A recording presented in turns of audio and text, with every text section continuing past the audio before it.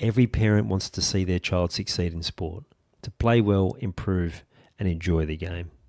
But there's one mistake that holds so many young athletes back: constant correction and criticism. When we focus on the mistakes, the things they can't control, we chip away at their confidence, their joy, and their love for the game. In today's episode, I'll share a better way to bring out the best in your kids and players.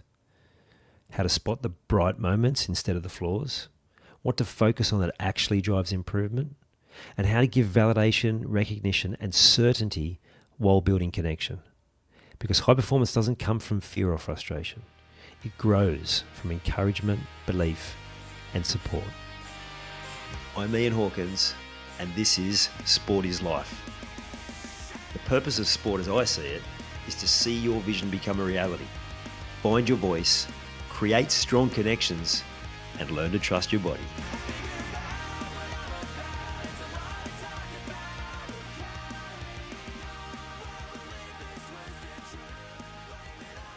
As some of you would be well aware, in community level football, when you are the champions of Division 1, so if you win not the grand final part, the first past the post, the home and away table, you go into the Champions of Champions, where you play in a knockout competition the other champions from all the different associations in the state.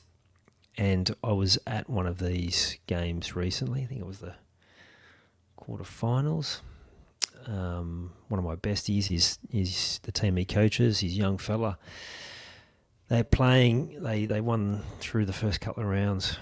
Again, details escape me, but they are in this, like, getting towards the pointy end of the Champions of Champions, playing some fantastic football. Now, granted, I hadn't seen them play all year. I'd seen them play a few times, but I was hearing some of the other dads say just how well they were playing, and they were totally dominating.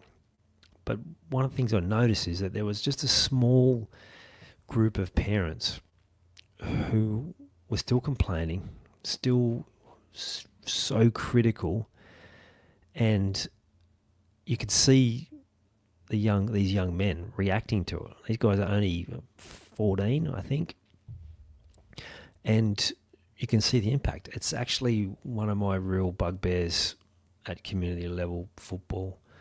One, because I've been that sports parent myself, and two, because I know the impact that it has on young footballers. And I also get it, because we want the best for our children as these dads, that they wanted the best as well.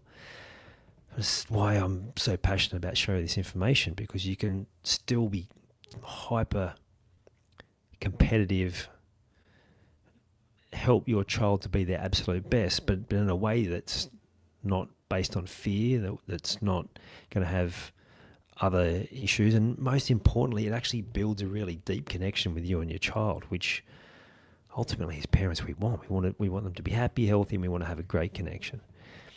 So you can do all of that, but still be able to instill that high performance attitude so that they're really good. So the number one thing to not do as a sports parent is to continually correct, continually find fault, and continually react in a negative way to what they're doing.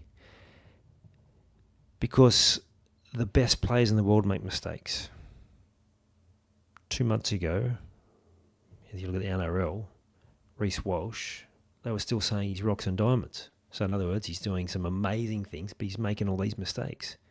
Even in the first Ashes Test match on the last weekend, he had some mistakes. He threw a couple of bad passes. He still had an incredible game, but they make mistakes. So your kids are going to make mistakes. Young footballers you're coaching, they're going to make mistakes. It's just guaranteed. One thing's for sure, it doesn't feel good to be constantly corrected or berated or have negative feedback on the mistakes, because they're out of those young sports people's control. They're not doing it on purpose. And when I'm doing this talk to a group of coaches or to a community group of parents or to even like a high performance group of parents, it's the same message. If I came to your workplace and stood on the sideline, and every time you got something slightly wrong, I would be yelling, "Oh, come on. or something like that. Something that has that, even if it's slightly encouraging, but has that negative undertone. And you've got bad body language and the tone of your words is clear of what you actually think, you're going to hate it. You probably get up and want to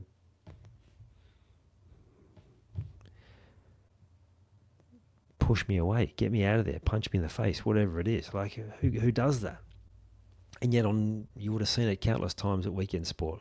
This is what happens. So what's the alternative? Well, funnily enough, it's very similar to what you do if you're looking for change management in a corporate environment. One of the key things is you look for bright spots. What's already working? How can you really fill up the people who you wanting to take through change, fill them up on all the good stuff that's happening? Really help them feel like they are still contributing in a really high value way. And it's the same on the football field. Find their bright spots. Continue to find those bright spots. Particularly for when they are doing things that are in their control. Because if the data says that if we just encourage for skill and technical, and in academics, if we continue to praise for intelligence, then what tends to happen to performance is it actually slowly erodes. Because again, it's like the child doesn't feel like they've got control.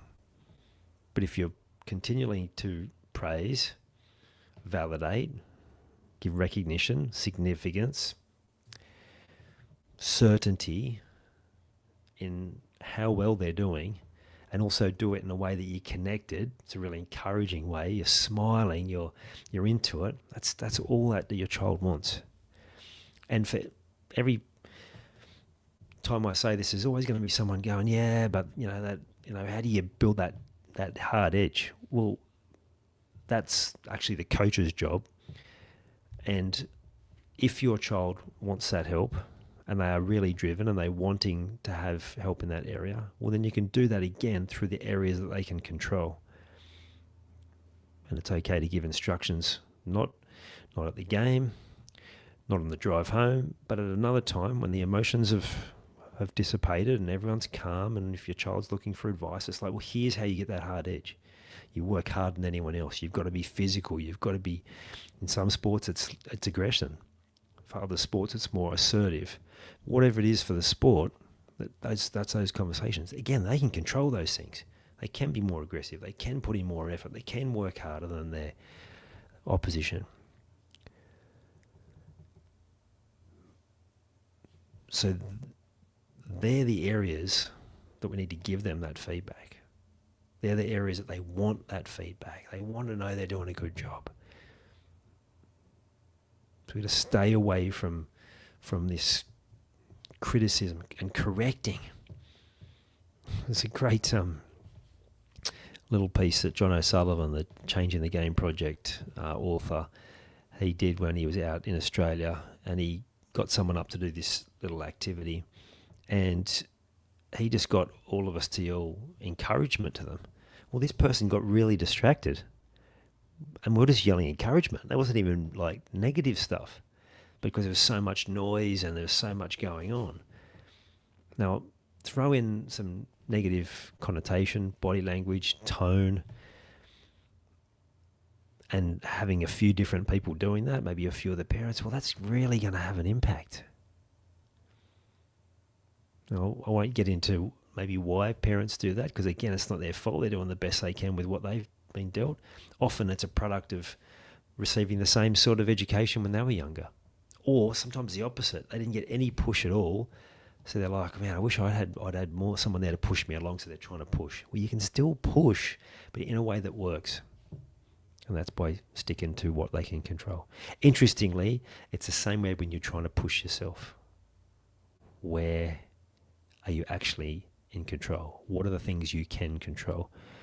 Are you berating yourself? Are you correcting yourself constantly for things that are out of your control, things that you are doing the best that you can?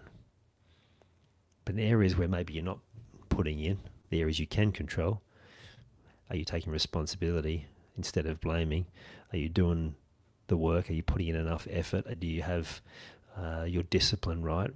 Preparation, sleep, nutrition, all the things we want our children to be as young athletes. are we doing these ourselves in our day-to-day and leading by example? Because they're going to take so much more from what we do than what we say. So, the number one thing to not do for your young sports person is that continual correcting. And what to do instead, find the bright spots and let them know how good a job that they are doing at the thing that they can control, that they are doing so well. Even if you're finding the littlest thing, because that's where snowballs, momentum builds, and they hear that voice that they're just wanting from their parents. They're just wanting to know that their parents are proud of them, that their parents are, regardless of how they're going, that their parents love them. And one of the ways we do that is just give that unconditional validation, recognition, significance, connection, certainty on the things they can control. If you know a coach or a parent, maybe even a young athlete that needs to hear this, please do share. And if you haven't already, make sure you go on and follow, subscribe, whatever it is on the platform you're looking at. And yeah, it's going to help me get in front of more of those guests that I've had on every week. I'm getting some high quality ones, and I want to take that to the next level. So the more you can share the message and let the algorithm know that people are watching, then the more I can get in front of. The downloads this month have doubled, and I'm so grateful and appreciative of all the new listeners. So thank you all for being here, and also thank you to the long-term listeners who have been here from day one, since episode 1 all those months ago. I think it's like up to 13 months ago now. So thank you all. I'll see you on the next one. You've taken the time to listen to this whole episode. Now it's time to take action. Commit to one thing you've learned today and make it happen. And to avoid any obstructions, join the Sport is Life movement by clicking on the link in the show notes.